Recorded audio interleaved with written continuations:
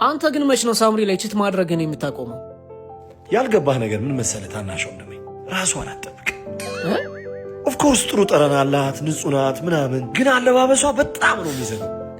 በልና ኒድሽ የአንተዋ እኮ ጽድት ያለ ነው አለባበሷ።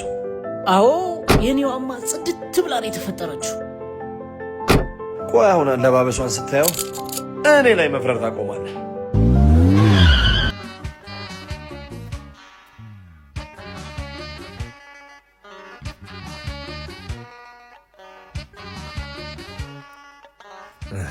አየህልኝ?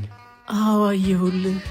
ቤትን ገነት ያዘቦት ቀንን አውደ ዓመት የምታስመስለዋል።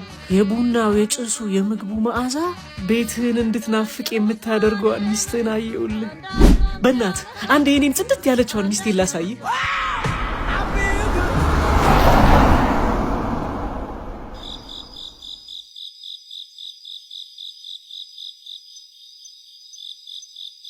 ምሳ ተዘጋጅቶ አይጠብቅህም እንዴ? እኛ ቤት ሰራተኛዋ ዘመድ ጥየቃ ከሄደች ኪችኑም ልክ እንደ ሚስቴ ጽድት ነው የሚለው። ሜካፕ ብቻ ነው የማይጠቀመው። አንተ የት ነው የጠፋኸው? የኔ ውድ እንዴት ጽድት አድርጌ እንደሰራው ታየው?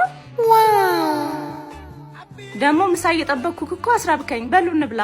እሺ። ወዴት ነው? ወደ ውስጥ ሬስቶራንት መጣሽቶ ተረጭቼ ጽድት ያለች። የት ሄድክ? ወደ ቤቴ ማለቴ ወደ ገነቴ። እንዴ ሲሆን ይሄ ነገር የብዙ ወንዶች ድክመታችን ይመስለኛል። አንዳንዶቻችን እንደውም እንደ ፍቅረኛነት ዘመናችን ጽድት ኩልል ብሎ ሁሌም እንድናገኛቸው እንፈልጋለን። ያኔ እንደዛ ሆነው የምናገኛቸው ያለምንም ሀሳብ እናቶቻቸው ጋር ስለሚኖሩ ነበር። አሁን ግን እነሱ ራሱ እናት ሆነዋል። ያ ማለት ኃላፊነት አለባቸው። እስኪ እናንተም የሚሰማችሁን በኮሜንት አስቀምጡልን። ቲክቶክ ክሬቲቭ አዋርድ ሊንኩን ባዮ ላይ አስቀምጠነዋል። ክሬቲቭ አዋርድ ኦፍ ዘይር እንዲሁም ቤስት ሶሻል ኢምፓክት በሚሉት ዘርፎች እየገባችሁ ቮት ማድረግ እንዳትረሱ። በዚህ ጉዳይ ላይ ግን ሀሳባችሁን አስቀምጡልን።